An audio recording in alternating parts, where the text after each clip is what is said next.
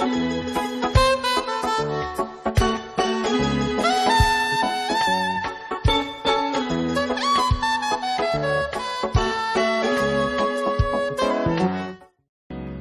haver um lugar dentro do seu coração onde a paz... Olá, boa noite. Fim de ano, início de férias, nada melhor do que reservar um tempo para retirar os excessos da nossa vida. E que tal um limpa na casa, no guarda-roupas, nas gavetas? E podemos ir além, podemos tirar os excessos da nossa vida emocional e até mesmo do nosso corpo. A vida corrida do dia a dia nos faz perder o equilíbrio e acumular tarefas e coisas em nossa casa. O guarda-roupas entulhado de objetos fora de uso, a estante cheia de livros usados, gavetas com inúmeras lembrancinhas de viagem e por aí vai. Eu me impus um desafio e quero te fazer uma proposta. Que tal fazer aquela limpeza e doar tudo aquilo que está sobrando? Para a psicologia, os objetos pessoais são a extensão da nossa personalidade. Portanto, existe uma relação afetiva com o que guardamos. Quem nunca colecionou algo insignificante durante anos ou deixou aquele vestido sonho de consumo esquecido no cabide? Por que será que o ser humano gosta de acumular bens materiais? Você sabe o que é minimalismo? Vida sem excesso. Este é o tema do Sobre Todas as Coisas dessa noite. Nós queremos saber se essa nova onda dessa vida sem excesso, ela realmente é saudável. Nós vamos conversar com especialistas para saber a resposta. Carla. Boa noite, Boa noite. Boa noite para você aí de casa que também nos acompanha aqui na TV Brasil Central. Estão conosco aqui no estúdio 3 especialistas. Vou começar apresentando a Ellen Fernanda, nossa colega aqui da casa. Ela é produtora do programa Tá Logada, também jornalista e blogueira. Seja bem-vinda, Ellen. Obrigada pelo convite, é uma oportunidade inédita para mim falar sobre minimalismo na TV. Então, eu agradeço muito. Eu tenho que confessar que eu comecei a aprender um pouquinho sobre minimalismo lendo os textos da Ellen. Aqui na TV acho que está todo mundo já contaminado, né, Zé? Nossa convidada também é a Franciele Mendes de Souza, personal organizer e instrutora de cursos na área. Seja muito bem-vinda também, Franciele. Muito obrigada pelo convite. Muito obrigada. E aqui ao meu lado está a psicóloga Karine Barbosa, pós-graduada em gestão de pessoas. Seja muito bem-vinda, boa noite. Boa noite, obrigada pelo convite. Um tema bem interessante aí que a gente vai tratar hoje. Exatamente, eu quero começar sabendo da Ellen. Quando começou, Ellen, esse movimento na sua vida do minimalismo? Foi entre 2013 e 2014. Uma das minhas várias compulsões na época eram perfumes. E eu percebia que eu tinha muito mais perfumes do que eu conseguiria usar pelo resto da vida. Se eu parasse de comprar perfumes e continuasse usando os que eu tinha, ainda não ia conseguir usar tudo. Mas não era só isso, né? Eu também tinha compulsão por relógios, por calçados de plástico. Então eram várias coleções na minha vida e chegou um momento que eu percebi que o dinheiro que eu gastava com essas coleções, compulsões de coisas que eu não conseguia usar, esse mesmo dinheiro eu poderia usar para outras coisas, para viagens ou até para outras coisas da casa que eu estava precisando. Mas quando a gente tem uma compulsão, né, a gente só pensa naquilo. E aí eu comecei a pesquisar soluções e formas de mudar mesmo, de me reeducar, né, tanto como consumista e também de me desapegar. E acabei encontrando esse conceito do minimalismo, que eu me considero um aprendiz de minimalista, né? Mas sempre tudo que eu aprendo eu compartilho na internet e acho muito interessante essa repercussão. Realmente as pessoas elas conseguem assim adaptar várias ideias do minimalismo às suas vidas, mesmo que elas não se tornem 100% minimalistas. Uhum. A gente vai pular o minimalismo um pouquinho e vou voltar na questão do desapego com a Franciele, que ela trabalha com a organização da casa e acredito que nessa organização as pessoas têm que se livrar de muita coisa, porque muitas vezes nem cabe, a gente tem o que não cabe na nossa casa, né, Franciele? Exatamente. Tem um acúmulo de objetos que não são utilizados. E então, juntamente com a cliente, a gente faz esse desapego, né? Eu tento ajudar da melhor forma que ela avalie cada peça, avalia quanto tempo aquela peça não foi a última vez que ela utilizou aquela peça. É a última vez que a pessoa usou a peça. O que deveria ser? Há quanto tempo para ligar o sinal de alerta? Eu considero 6 meses. Tem muitas pesquisas aí que consideram 1 ano, mas eu considero 6 meses. Se em 6 meses você não utilizou aquela peça, passa ela para frente, ela não vai fazer falta para você. A exceção que a gente tem, assim, é de vestidos de festas e também de roupas de inverno, né? Então, o público que eu atendo tem bastante esse tipo de peça, então... Olha, eu tô achando muito injusta essa conversa, porque era 1 ano. Eu lembro que era 1 ano. Se você não usou a roupa em 1 ano, você descarta. Aí a gente entra, eu quero saber agora da Karine o seguinte, Karine, que relação de afetividade que a gente desenvolve com coisas, principalmente roupas, né? Eu confesso que eu tenho um vestido que ele deve ter 7 anos, que ele está no guarda-roupa, deve ter uns 4 que eu não uso. Mas eu olho pra ele e falo assim, mas ele é tão lindo, eu não tenho coragem. O que é que a gente faz isso? Muita coisa, às vezes, as lembranças que essa roupa traz pra gente, né? O apego afetivo da roupa é justamente isso. É eu ver que aquela roupa me marcou num determinado momento e se eu desapegar ela, às vezes aquele momento vai junto com ela. Então a gente vai desapegando e realmente muitas das vezes as pessoas se apegam mais à roupa. Você pode ver que, apesar de a gente estar conversando lá, né, ela falou que tem muitas pessoas que guardam também objetos. Mas o principal, quando você abre o guarda-roupa de uma pessoa, você vai ver que tem roupas lá até com etiqueta. Tem gente que entra numa loja, vê uma roupa, gostou. Só porque ela gostou da roupa, ela acredita que é necessário comprar e às vezes nunca usou. A roupa está lá com etiqueta, já tem uns 3 anos que ela está guardada no guarda-roupa. Mas o sentimento que ela transfere para aquela roupa, do momento que ela viu, de alguma coisa que pode ter marcado ela, e aquela roupa, ela transfere para aquela roupa, faz com que a gente fique apegada e não... Eu ia te perguntar aí, Karine, como a gente desapega do sentimento, né? Já que se a gente conseguir desapegar do sentimento, acho que fica mais natural. Isso acontece muito, Carla, com roupinhas de filhos, né? Roupinhas de bebê. Roupa de bebê. Né? Tem gente, muitas mulheres têm a roupa para passar pro neto, por exemplo. Isso. A minha mãe, ela guardou as minhas roupinhas. Eu usei minhas roupinhas nas minhas bonecas, pra você ter noção. Então, assim, era realmente uma transferência de sentimentos, né? Pra guardar, realmente.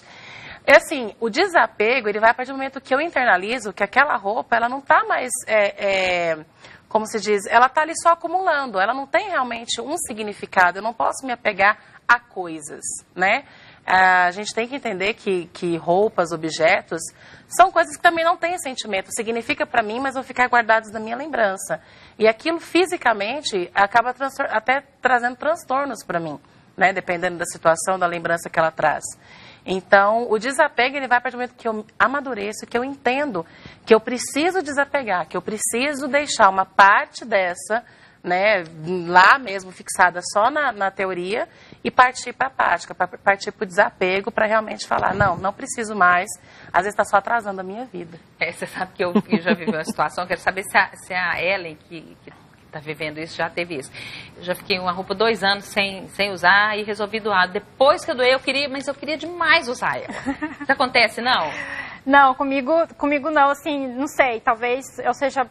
Eu gosto muito de doar as coisas e de passar para frente e por exemplo, um perfume, às vezes um perfume que eu acho maravilhoso, mas eu não encontro ocasiões para usar aqui em Goiânia porque é muito quente, aí eu tive que vender. Ele aconteceu várias vezes com perfumes mais orientais, mais amadeirados, né? O clima aqui não permite isso o tempo todo.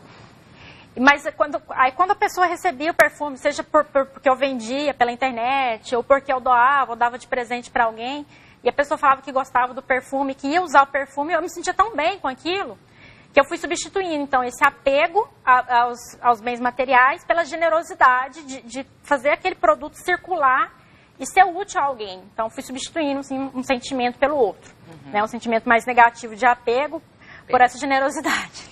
E eu vou até confessar, eu tenho um livro, a Ellen, acho que tem uns 2 anos, ela chegou aqui, tem um monte de livro para doar. Eu falei, nossa, para doar? Ela pôs ali na mesa, aí eu peguei a cabana e só tô lendo agora, viu, ela? Mas realmente, assim, algo que foi útil para alguém, né? Depois também eu vou pensar o que eu vou fazer com ele. Mas, Franciele, quando você vai na casa das pessoas, você percebe também esses objetos, né? Igual a Karine disse, não são só roupas, né? Que tipo de objetos que você encontra que as pessoas às vezes acumulam demais? Bom, é bem relativo, né? Eu sempre falo assim, cada casa é um caso. Então, tem casas que tem pessoas que têm, tipo, 150 pares de meias. Tem casas que tem pessoas que tem mulheres com 250 sapatos. A gente quer descobrir que tem muitas blusas, né, Suzane? Para emprestar. Precisa pegar pra gente poder usar. Emprestar. Então, a gente percebe muito, assim, porque hoje eu vejo que está muito fácil o acesso a compras. As pessoas estão muito consumistas, está muito fácil para você aproveitar. Bem nessa época agora que teve de Black Friday, né? As pessoas compram por impulso, né, porque acha que está com preço bom e não pensam se vão mesmo utilizar aquelas peças.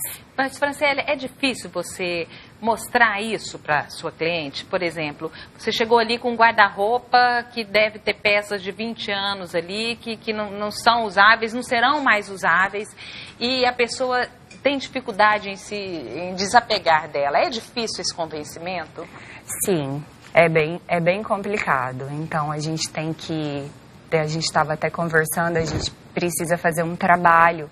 Às vezes tem pessoas até que já estão num processo, num tratamento, e elas tomam essa atitude que elas precisam retirar aqueles objetos para poder vir energias novas, porque querendo ou não, objetos acumulados são energias negativas dentro da casa, né? Então, é um processo, assim, bem longo com a cliente. Ela tem que avaliar todas as peças.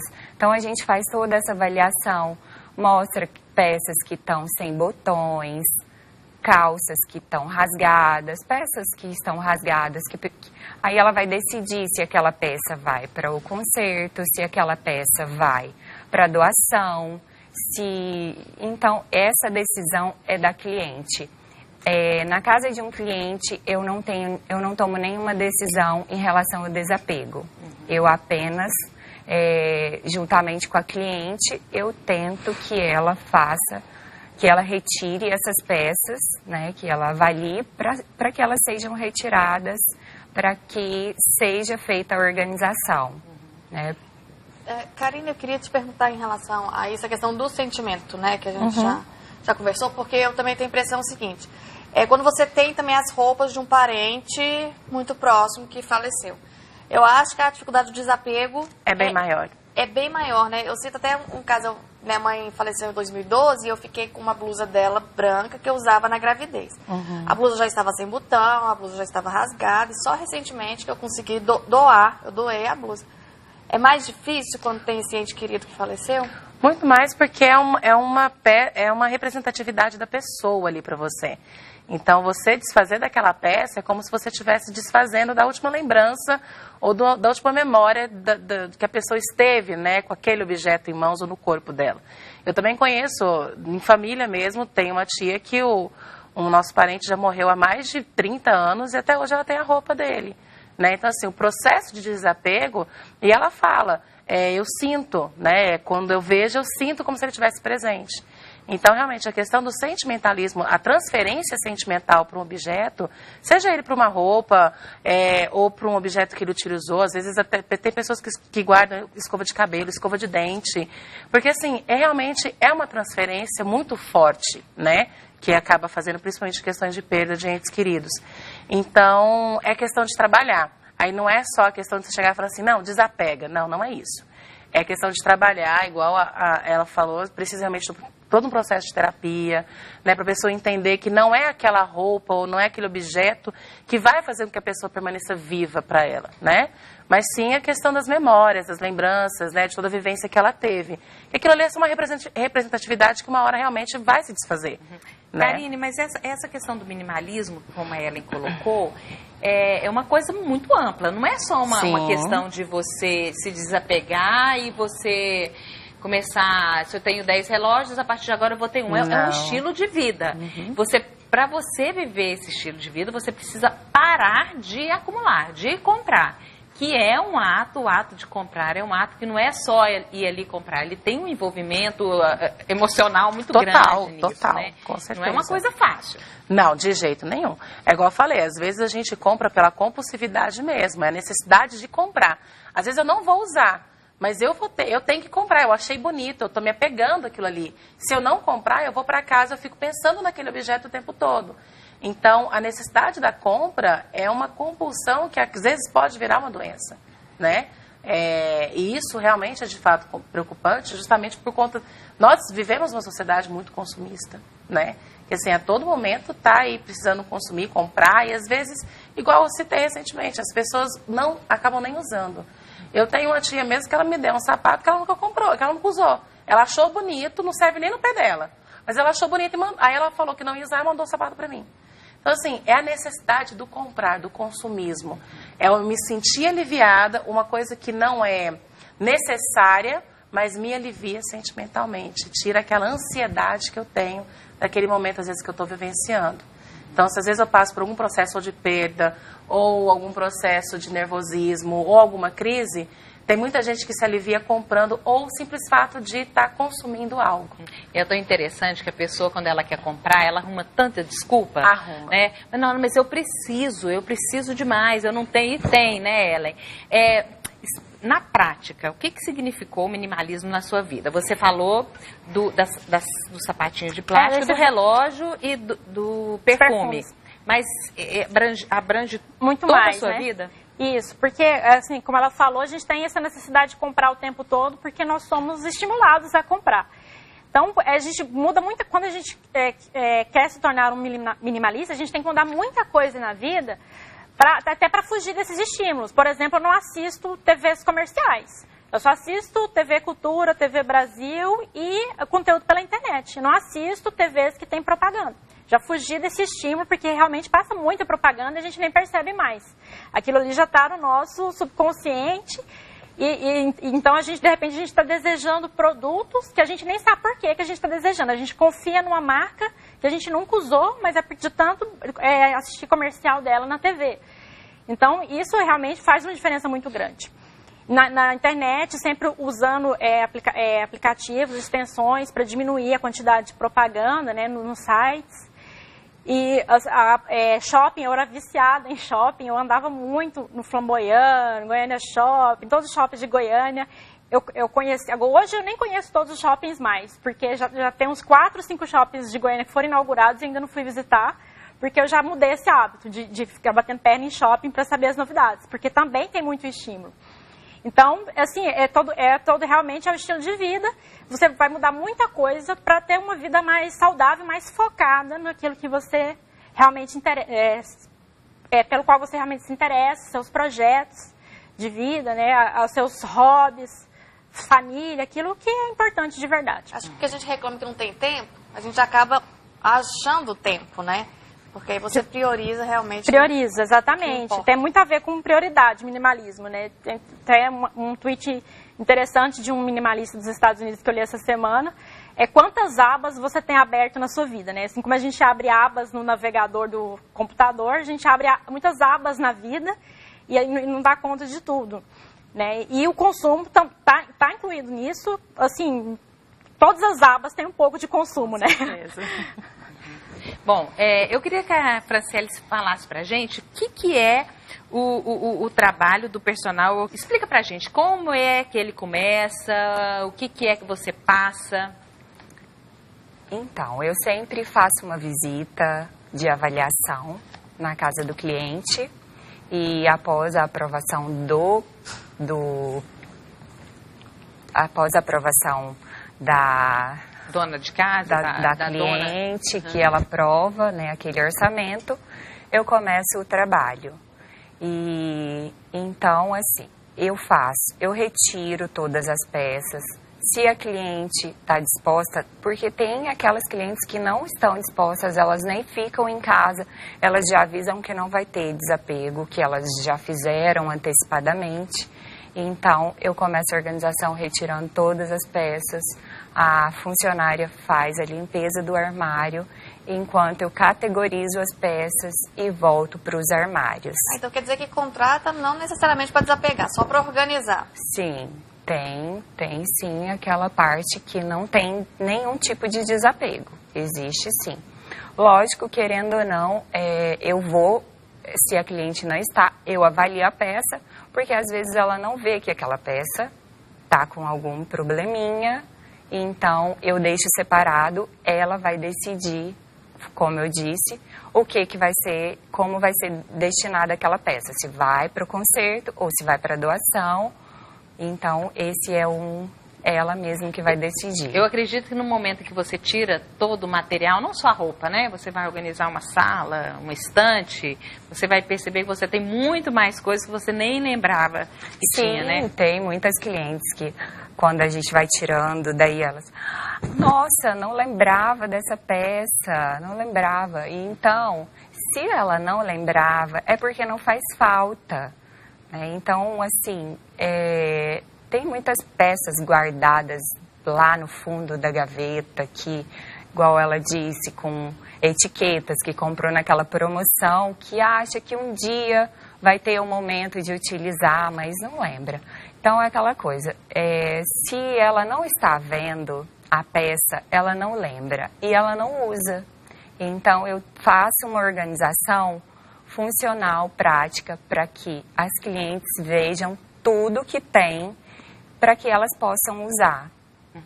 Talvez seja uma dica, né? Você montar o guarda-roupa de uma forma que você veja todas as roupas. Sim. Porque você começa a colocar uma roupa em cima da outra, a possibilidade de você esquecer a que está ali, ela é Sim. real, né? E como hoje em dia as pessoas estão muito sem tempo, então esse acúmulo de coisas gera acaba você perdendo energias logo de manhã para procurar uma roupa, porque tá tão desorganizado, tá tão cheio aquele armário que você já começa de manhã já tendo um estresse procurando uma roupa. E até para escolher, que daí já entra a parte do minimalismo, né? Porque você tem tantas opções que você não sabe o que vestir. E isso acaba gerando um estresse. Uma ansiedade, né?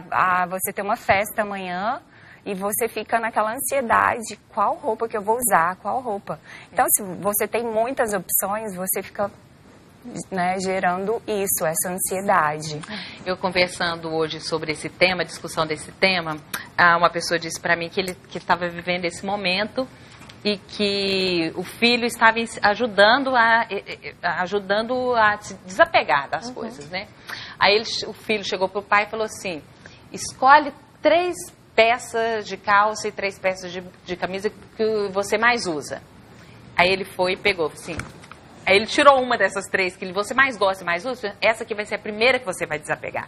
Porque aí você vai ver que você não vai morrer, mesmo gostando dela, e daqui a pouco o desapego com as peças que você menos usa, ele acaba ficando mais fácil.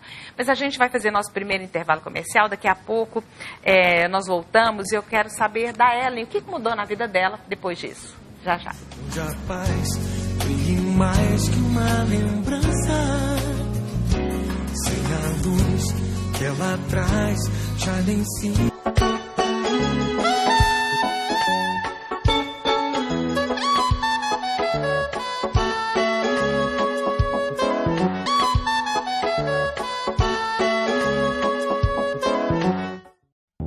Vai valer a pena ter amanhecido. Sobre todas as coisas desta noite, fala sobre desapego e minimalismo. Você sabe o que é isso? As nossas convidadas estão explicando pra gente aqui. A Ellen Fernanda, que é jornalista, blogueira do Melhoradamente, a Franciele, que é personal organizer, e a Karine Barbosa, que é psicóloga e também da consultoria em comércio e indústrias. Eu quero começar esse bloco, Ellen, sabendo de você... Praticamente, além do tempo que você ganhou, não tendo que escolher tantas coisas, o que mudou na sua vida, essa mudança aí para esse estilo de vida do minimalismo? Antes de tudo eram compulsões, né? Ou são compulsões que agora eu consegui controlar. Então, essas compulsões, elas, como ela já disse, geram estresse, geram ansiedade. Qual é o próximo perfume que eu vou comprar? Quais são os lançamentos? Tem que ir ao shopping experimentar.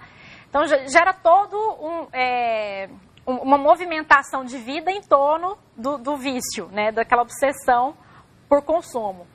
E isso não existe mais, né? Na minha rotina. E esse tempo e essa energia mental estou podendo aproveitar melhor nos meus projetos de trabalho, tanto aqui na TV, nos blogs e estudos. Percebi também que financeiramente, então, foi muito importante, porque o mesmo dinheiro que eu gastava comprando coisas que eu não ia conseguir usar até o fim, agora eu posso utilizar para aquilo que eu vou realmente usar, aquilo que eu realmente estou precisando. Porque, né, moro sozinha, sou dona de casa, então sempre tem muita coisa para comprar em casa. Às vezes precisa de uma panela nova, às vezes precisa de um utensílio novo. Panela você não tinha compulsão de comprar, não? Não tenho, não cozinho muito, né? 2 taças já é o suficiente. E esse estilo de vida, como esse estilo de vida abarca muito mais que assim, o consumo é um dos aspectos, né? Mas abarca também de ter uma vida mais focada, com propósito. Mudou bastante, assim, fui redescobrindo os meus propósitos de vida que eu tinha esquecido, porque estavam ali, assim, estava tão ocupada com a compulsão do consumo, que alguns projetos meus estavam um pouco abandonados e eu consegui retomar e desenvolver, assim, nesses últimos anos. Eu queria perguntar para a Karine sobre isso que a Ellen falou, sobre os propósitos de vida, né? Normalmente as pessoas, elas conseguem ter noção de qual é o verdadeiro propósito dela, em que faixa etária, tem a ver com algo que ela fazia na infância, ela sempre gostava e tinha prazer, e como a Ellen diz, a gente vai esquecendo essas coisas. Sim. E vai acumulando outras, né? Como que faz para a pessoa voltar a ter foco?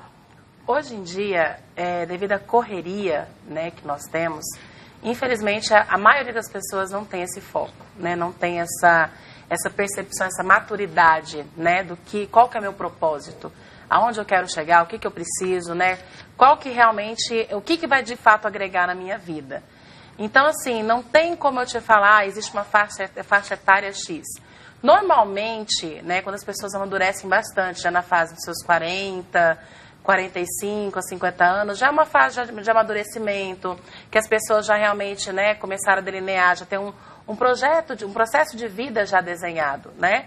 É um pouco tardio, muitas vezes, que as pessoas acabam, né, chegando e reconhecendo o propósito. Então, assim, acabam caindo em si. Não, agora eu preciso dar um jeito na minha vida, ou preciso, né, parar de olhar para trás, desapegar de tudo que está me fazendo ficar onde eu estou e começar a seguir um rumo novo. Abrir mão de algumas coisas. Abrir mão de algumas coisas, às vezes, mas às vezes acontece muito tarde. Muitas vezes, com as mulheres pode acontecer um pouco mais cedo, na faixa de seus 30, 35 anos. Com homens pode acontecer um pouco mais tardio, né? A gente sabe que tem essa diferenciação, né, muitas vezes de maturidade entre os gêneros, né? Então, muitas vezes pode acontecer um pouco mais tarde. Se bem que também tem muitos jovens que, né, às vezes reconhecem, mas infelizmente ainda é minoria essa percepção, esse cair em si.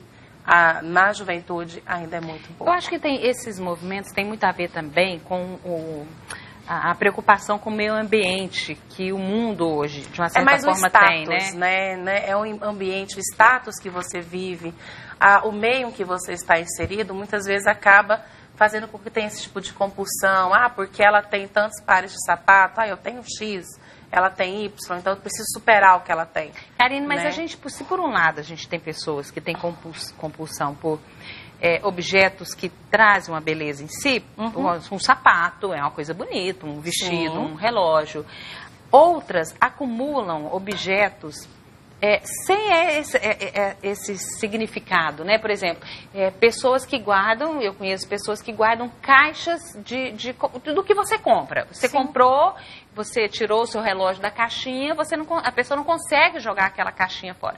E aquilo vai acumulando. Chega um momento em que aquilo ali toma um espaço da casa e a pessoa chega a dizer, eu tenho que mudar de casa porque minha casa não cabe mais nada, sendo que ela está repleta de objetos sem utilização real. Porque a roupa, um momento ou outro, você pode até querer usar, não é?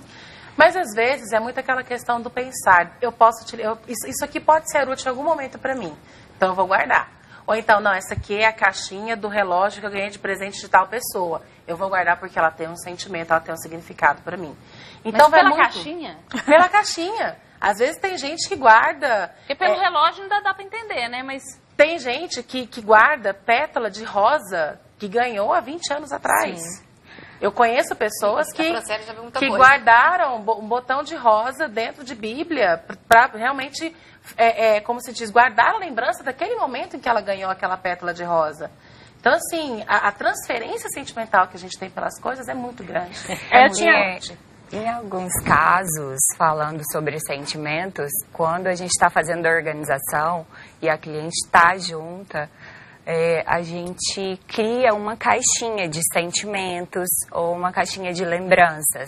Então, ela precisa selecionar algumas coisas. Também não dá para guardar tudo dentro daquela caixinha de sentimentos. Então, a gente pede para que ela avalie aquelas peças, aquele papel de bala que ela ganhou do namorado, aquela cartinha que ela ganhou do namorado lá, do marido, quando eles começaram a namorar. Então, eu peço que avalie, porque não tem como também guardar tudo ali dentro de uma caixa, né? Porque é uma caixa pequena, não é um guarda-roupa, né, de sentimentos. Então, a gente sempre... Em todas as casas, a gente cria essa caixinha de sentimentos, essa caixinha de lembranças. Dá para ser um maleiro do sentimento? Não tem como. Maleiro do sentimento. Não. E eu, no momento de arrumação, eu joguei material escolar de jardim dos meus meninos, sim, que hoje já são até um é casado. Mas depois de um tempo me bateu um arrependimento. Mas para que eu joguei fora aquele caderno que tinha a letrinha dele? É muito interessante isso, né? Nesses casos você poderia escolher algumas folhas, né? Não precisava guardar o caderno. Você escolhia algumas 2 folhas ali e guardava. Então tem cliente que tem o vestido que utilizou na formatura há 30 anos atrás. Então não tem necessidade de guardar. Eu sempre pergunto, você tem foto da sua formatura? Né? Você tem seu álbum de formatura? Então você não precisa guardar esse vestido. As suas lembranças estão aqui no seu álbum. Né? A Ellen queria só um pouquinho. Era sobre sobre embalagens, né? Eu tinha essa dificuldade para jogar embalagens fora, justamente porque assim, era uma coisa ambiental mesmo, assim, porque isso aqui vai para o aterro sanitário, mas é uma embalagem, pode ser reutilizado. Graças à coleta seletiva, eu mudei, assim, agora eu já separo tudo para o lixo reciclável, né, embalagens recicláveis para coleta seletiva, e eu sei que aquilo ali vai ter alguma utilidade. Porque a ideia era essa, né? Fazer, talvez eu possa usar essa embalagem, se for para o aterro sanitário, vai ficar lá só poluindo o meio ambiente. Uhum. E aí, com a separação para coleta seletiva, ficou mais fácil para mim desapegar das embalagens e mandar elas lá para coleta. Eu ia perguntar para você, era o conceito de minimalismo, né? A gente falou muito sobre ele, mas assim, ele começou no campo das artes, depois se estendeu, né, para outras áreas. E a diferença entre minimalismo e frugalismo? No minimalismo, é mais fácil explicar o frugalismo, então, né? No frugalismo, a pessoa ela vive uma vida de privações. Ela tem uma vida bastante simples.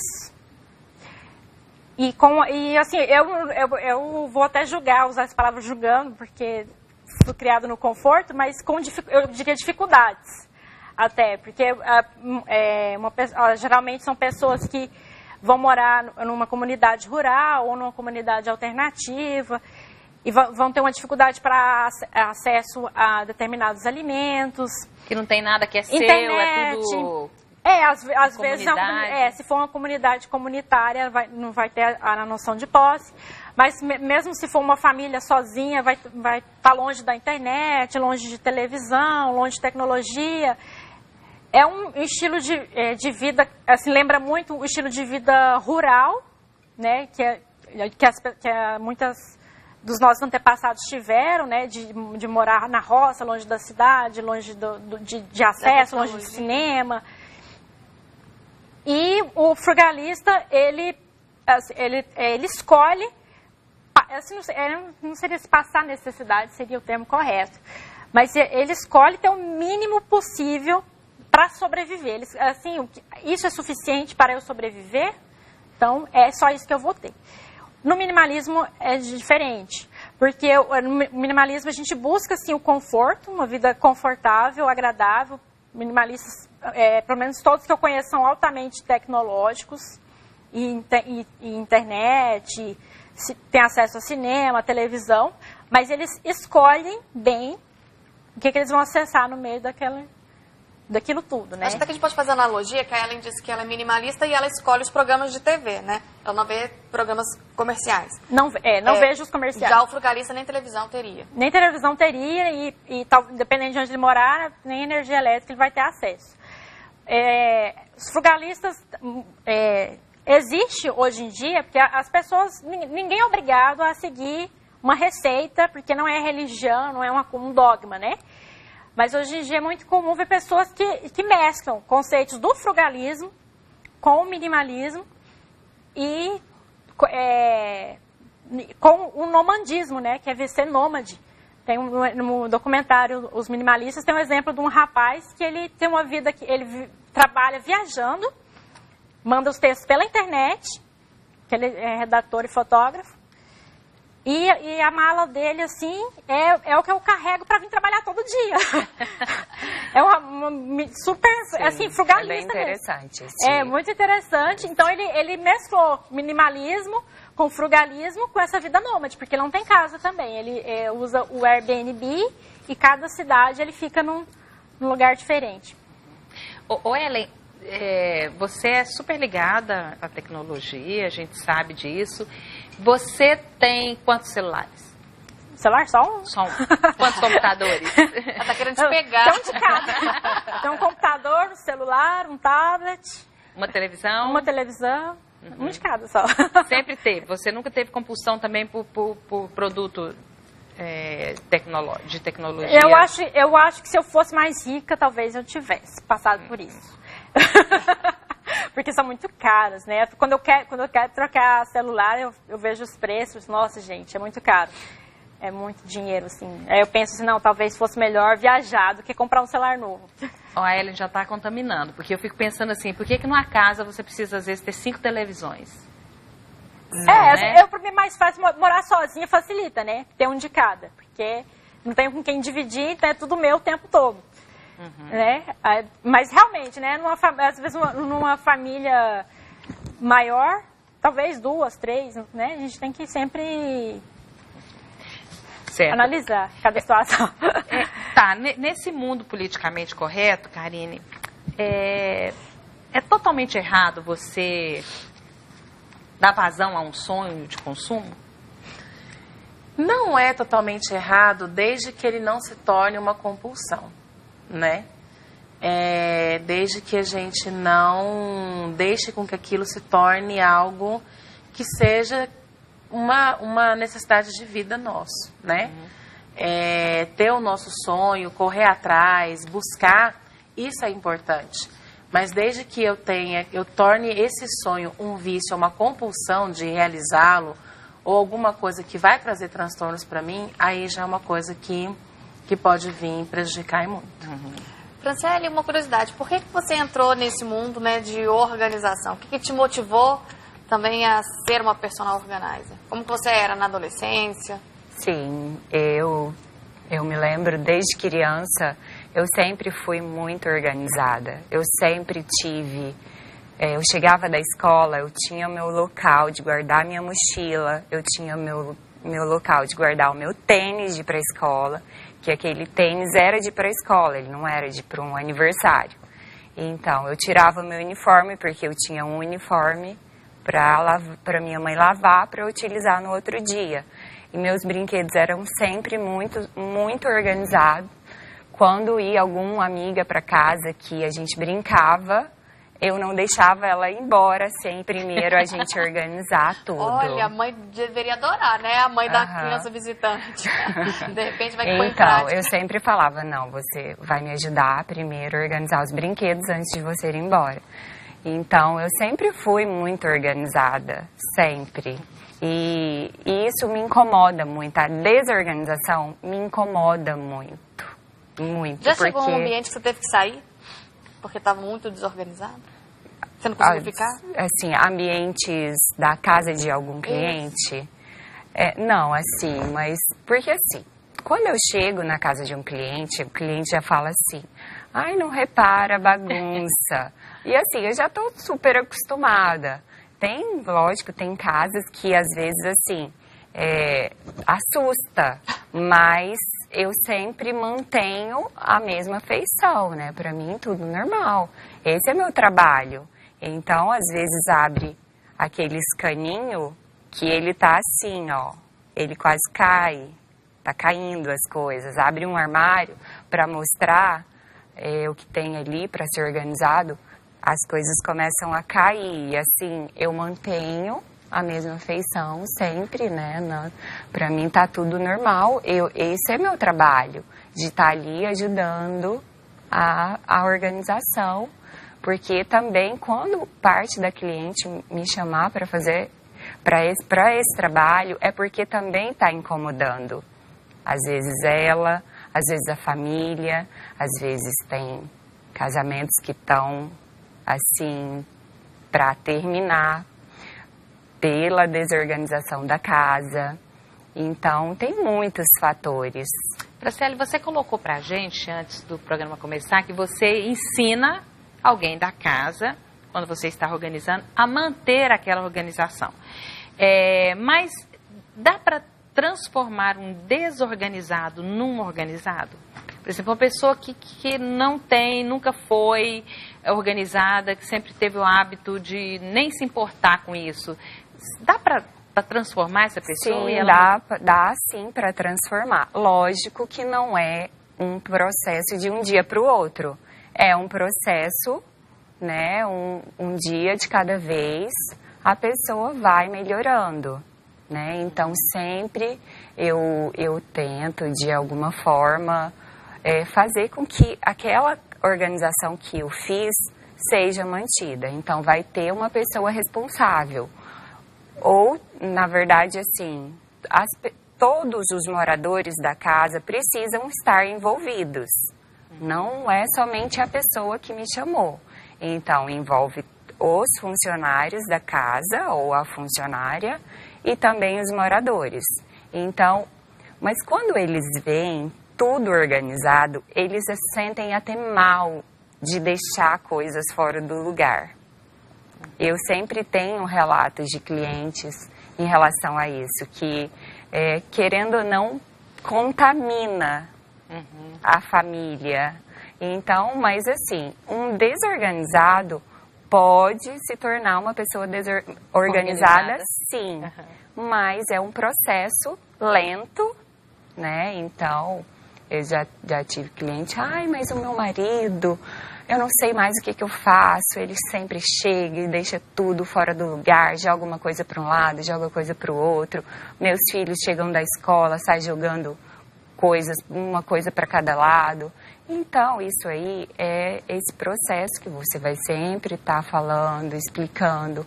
Quando tudo tem o seu lugar, porque é isso que eu faço, é achar lugar para cada coisa. Então, tá lá tudo etiquetado, eu deixo tudo etiquetado. Então, quando tem objetos que não tem lugar, eles vão ficar. Vai para um lugar, vai para outro, vai para outro. Mas, normalmente, quando é a organização da casa completa, sempre tem o lugar para voltar. Olha que interessante. E ser desorganizado dá muito mais trabalho, né? Porque você fica um tempão procurando aquilo que você não sabe. É o gasto de tempo, de energia. Muita gente na casa, então, aquela gritaria, onde tá? Gera um estresse. Às vezes tem, você precisa de uma tesoura. Você sabe que você tem uma tesoura. Agora, onde ela está? Onde que ela está? Aí tem casas de pessoas que saem para comprar uma nova tesoura. E aí não guarda aquela nova tesoura. Daqui a pouco tem 5 tesouras na casa, sem necessidade. E aí que começa esse acúmulo, né, começa esse acúmulo de objetos. E tem um estudo que fala que a repetição do comportamento por um determinado tempo, no máximo 21 dias, condiciona com que ela se torne, que ela comece a ter novos hábitos. Então, se ela é desorganizada, se ela começa com esse trabalho, né, de organização por um período de 21 dias, ela consegue, com esse período, automaticamente se tornar organizada. Carla, você é organizada? Mais ou menos. Eu aprendi a ser um pouco mais porque o Thiago, meu esposo, é muito organizado. Então, para você ter ideia, Suzete, o material de faculdade, né? A gente formou junto e aí eu guardo minhas apostilas, todos os meus textos, porque eu acho que um dia eu vou precisar daquilo para ler. Já o Thiago já queria ter jogado tudo fora, que, tipo assim, você não vai mais precisar disso. Mas tem outras coisas que eu acho que eu sou um pouquinho mais organizada. Mas sabe o que eu estava pensando, Karine? Uma casa muito desorganizada reflete um pouco de como a pessoa pode estar internamente, com sentimentos, emoções totalmente desorganizadas? Reflete porque quando a gente está, por exemplo, extremamente, às vezes, desmotivado, estressado, cansado, a gente não tem a energia para manter, de fato, como é o nosso ambiente, né? Até mesmo nós mesmos. Se eu estou muito cansado, estressado, eu não me cuido, automaticamente não tenho condições de cuidado externo. Então, é muito reflexo também do nosso ânimo, do momento, né? Da nossa energia. Não só da personalidade, né? Exatamente. Mas do momento que a pessoa está passando. Exatamente, isso reflete muito. Sim. E aí entra aquela questão.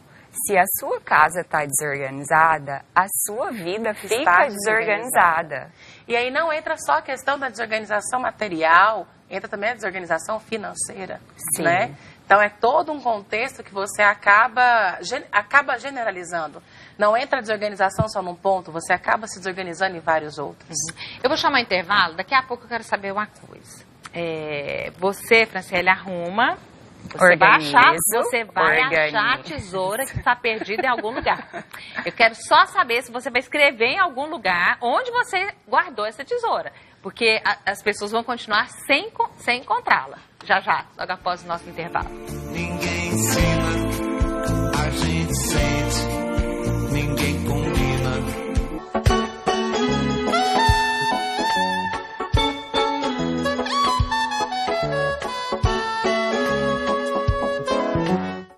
Para você que gosta de assistir aos melhores. Estamos terminando sobre todas as coisas desta noite. Eu fiz uma brincadeira com a Franciele aqui sobre a tesoura, que ela deu o exemplo da tesoura. Eu achei muito interessante, porque às vezes são objetos que ninguém da família encontra. Só para fechar esse trabalho seu, quando você, lógico, numa arrumação, você vai descobrir vários objetos e você mesmo colocou que em algumas situações a dona da casa não fica ali. E às vezes fica uma pessoa, um ajudante, que quando a dona chegar, essa ajudante já não está lá. Tem um lugar onde você anota, onde você coloca todos esses objetos para facilitar, já que não é a dona que organizou? Sim. Na organização, eu faço uma categorização. Então, em cada ambiente existe uma categorização. Por exemplo, em um banheiro, tudo vai ser avaliado, produtos vencidos, que sempre tem produtos vencidos em banheiro, remédios vencidos, então eu retiro. E então ali no banheiro é um exemplo. Tem produtos para cabelo, ali eu vou etiquetar. Cabelo. Produtos para o corpo, tem a etiqueta. Produtos para o rosto. Então, tudo isso é etiquetado. Então, não tem como, tá tudo assim, ali, a cliente bate o olho, está visível, não tem como. Ela vai achar. A organização que eu faço é essa. Eu não vou chegar lá e colocar uma coisa em cima da outra, uma roupa em cima da outra, com que ela não consiga ver. Então, tudo está etiquetado. Então, não tem como, assim, as clientes não conseguir encontrar. Então, acaba que crianças se envolvem muito. E, então, tem crianças que estão na fase de ler, elas acham muito interessante estar ali etiquetado, que está ali o uniforme da escola. Então, aquele lugar é o uniforme da escola, ali estão biquínis, sungas, então tá tudo etiquetado. Certo. Karine, agora eu vou perguntar, para não virar de um extremo ao outro, né? Uma pessoa que era totalmente desorganizada, aprende a organizar, e aí de repente você não pode tirar mais nada do lugar. Como trabalhar também... Não se tornar compulsivo, né? Não, a pessoa não se tornar inflexível, né? Porque a gente fala, muitas vezes, as pessoas que têm uma organização ao extremo, ela se torna, tem um transtorno compulsivo obsessivo, gosta de tudo no lugar, tudo bem minimalista, né? Bem assim, minimalista não, perdão, nos mínimos detalhes, né? Então, para não se tornar do 8 a 80, né, não ser extremamente... A etapa do desapego, da organização, ela tem que ser, né, trabalhada de acordo com com a pessoa, né, com o comportamento dela, dentro das condições emocionais dela. Porque senão vai do 8 a 80 e isso pode reverter de uma desorganização extrema a uma organização extrema e isso pode se tornar um outro processo bem complicado. Pode vir rigidez de comportamento. Pode vir com outros transtornos bem mais complicados. Karine, então o processo tem que ser bem detalhado. Aconteceu ontem o terceiro escambo, né? Troca de roupas. A terceira edição. Esse escambo, ele faz parte de uma associação de mulheres empreendedoras que eu participo, cuja presidente é a Mara Suassuna. É troca de roupas, nós não aceitamos dinheiro. Não é só troca de roupas, é trocas. Então é troca de utensílios domésticos, é troca de roupas masculinas, femininas, de criança, de sapato, cinto, bijuteria, coisas de cozinha. O que você tem na sua casa que você não utiliza mais? E você vê que às vezes assim, tá lá parado, quero trocar, quero desapegar, vai pro escambo. E aí lá você consegue trocar, a gente avalia, né? Tem a equipe de avaliadores. E a gente, por exemplo, avaliou que o conjunto de roupas ou de objetos que você levou deu R$400, né?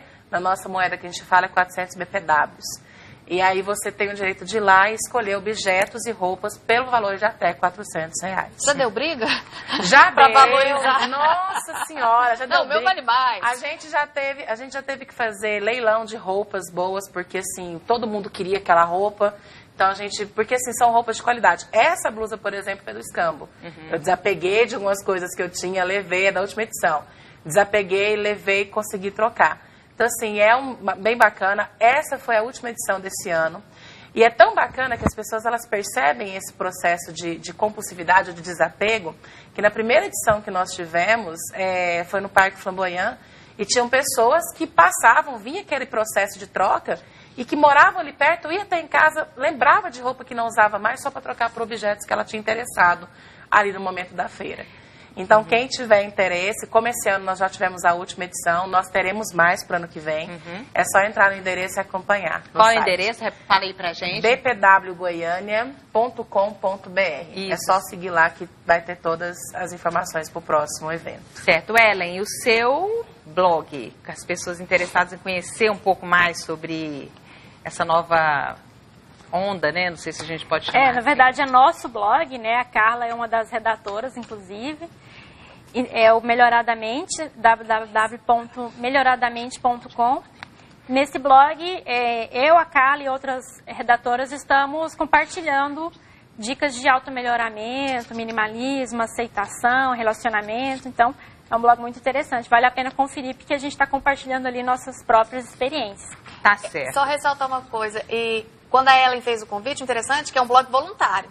A gente está doando tempo que a gente acha interessante de compartilhar, que fez bem pra gente, a gente quer que faça bem pro outro. Então, não é blog comercial, a gente não recebe nada, né, Ellen? É um conceito minimalista. É nosso trabalho. Eu vou deixar o seu Instagram. Instagram é o Fran Organiza. Fran Organiza. Tá certo. Gente, obrigada Ellen, obrigada Franciele, obrigada Karine. Foi um prazer receber vocês aqui. A gente vai terminar o programa, a Carla vai... Tem um textinho da Ellen que é muito bonito, acho que vale pra gente terminar o programa, chama Não Há Minimalismo Sem Gratidão. Quando a gente busca um estilo de vida simples ou minimalista, a gratidão passa a fazer parte da rotina, porque a gente só abre mão dos excessos quando reconhece que já tem o que precisa. O prazer de adquirir mais é substituído pelo prazer de já ter o suficiente. O prazer de fazer mais é substituído pela gratidão de fazer melhor nos projetos já iniciados. Então, uma bela reflexão aí para todo mundo. Isso mesmo. Parabéns, Ellen. Obrigada a vocês mais uma vez. Carla, boa noite. Pelo convite. Obrigada a você, telespectador. Não perca o reprise deste programa no sábado às 19 horas. Uma boa noite para você e até a próxima segunda. Christmas.